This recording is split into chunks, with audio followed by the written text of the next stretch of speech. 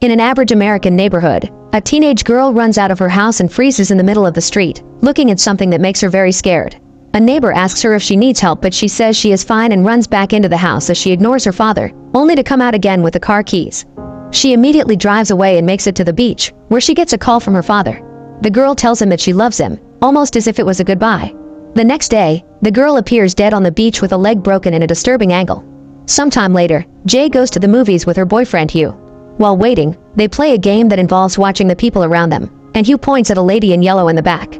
Jay doesn't see her and wonders if Hugh is trying to prank her, but now Hugh is clearly uncomfortable and wants to leave. On their way to the car, Jay tries to ask if the person he saw was an ex, but Hugh denies it and just says he feels unwell. Afterward, they go to have dinner together and the evening goes on as normal without the couple noticing the person walking outside their window. A few nights later, Jay and Hugh go on another date to the beach and their kissing quickly heats up. Jay asks Hugh to go back to the car and they do the naughty, which is the first time for Jay. Afterward, Jay is resting and talking about her dreams when suddenly Hugh uses chloroform to put her to sleep. Minutes later, she wakes up tied to a chair inside an abandoned building. Hugh hasn't even bothered to dress her up again. He is just walking around while telling Jay to remember everything he's about to explain. He claims that someone passed something to him and he's passed it to her by doing the dirty. This something is going to follow her from now on, and it could look like someone she knows or just a stranger in the crowd. So he moves Jay on the chair until she sees it too. There's a naked woman nearby walking toward them.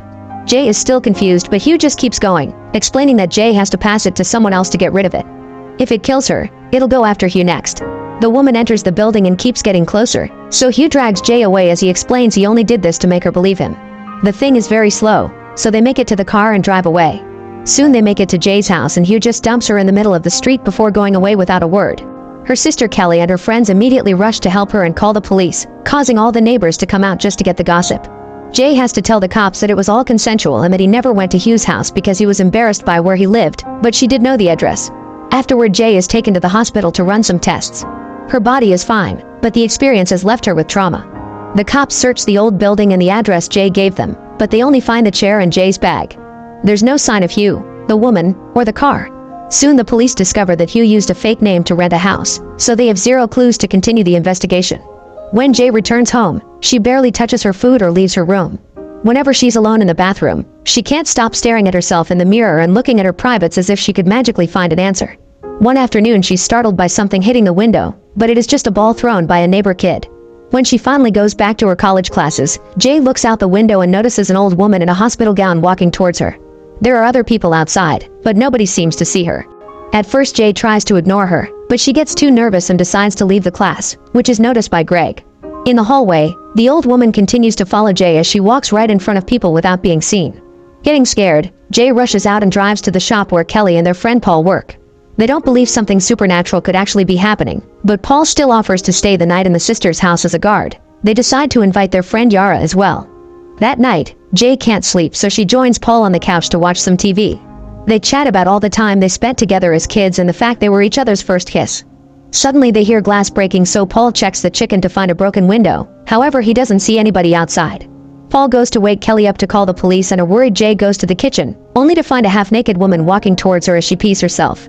Terrified, Jay screams and runs upstairs to lock herself in her room. Paul and Kelly come to check on her and swear they haven't seen anything, so Jay opens the door for them and has a breakdown. As the duo tries to comfort her, someone else knocks on the door. They open it to find Yara, but suddenly a creepy-looking man appears behind her and comes into the bedroom.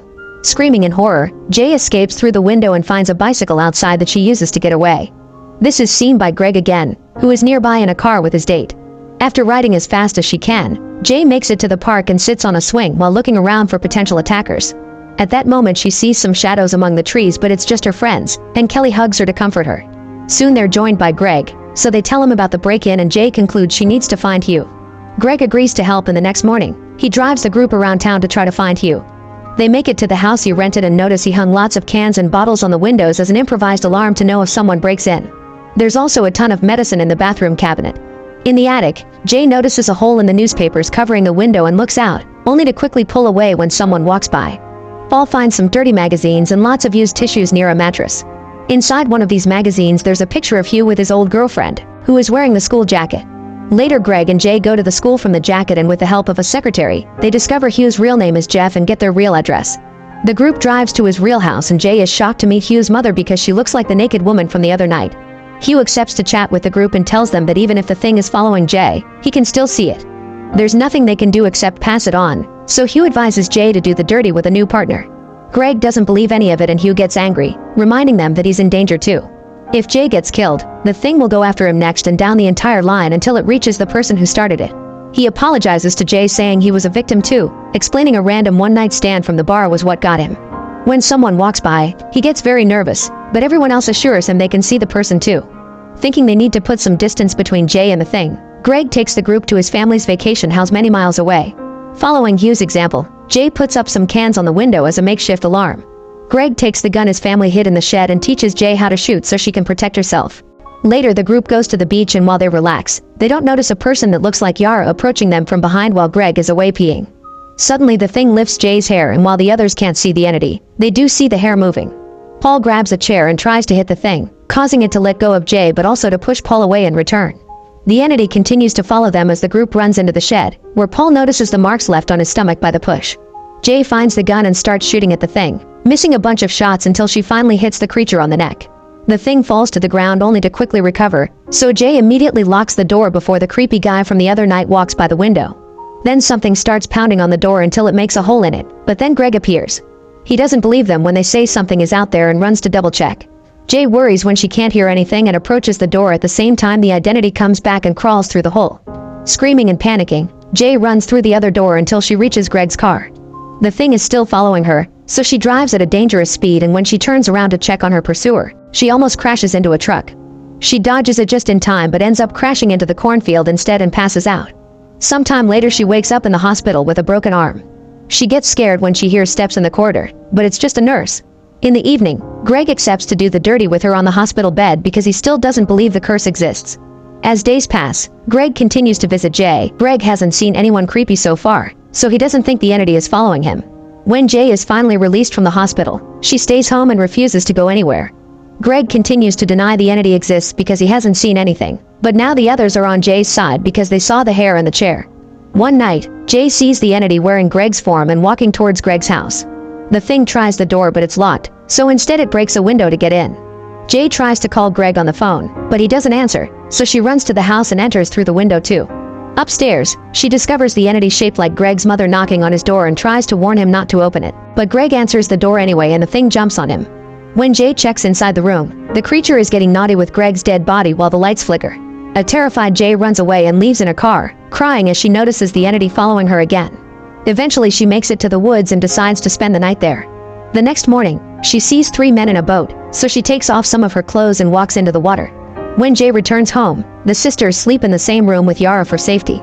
Paul comes to visit one morning and says he's willing to get the curse before holding Jay's hand and trying to kiss her, but she turns him down. Then Paul announces he has a plan so the group leaves together in the car. On their way out, Jay sees the entity on her roof. Moments later they make it to the university pool and start connecting all the electronics they've brought with them, leaving them around the edge of the pool. Jay gets in the water and for a few hours, the group just waits while a storm rages outside. Eventually the entity shows up looking like Jay's dead father but doesn't get into the pool, just walks around it.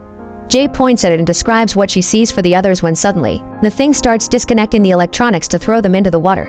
At first Jay swims away to dodge them, but soon a machine hits her in the head and makes her bleed. As the creature keeps throwing things, Jay does her best to point at it and Paul tries to shoot it, only to accidentally hit Yara in the leg instead.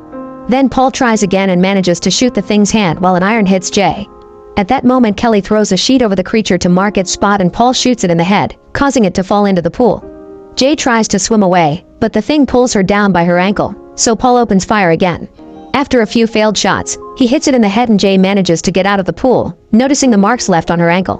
When she looks at the water, it's slowly getting filled with blood. Later when the group goes home, Jay and Paul finally get down to business. The next day, Paul drives near some street workers, considering passing the curse to them. Later in the afternoon, Jay and Paul walk down the street holding hands, unaware of the mysterious person walking behind them.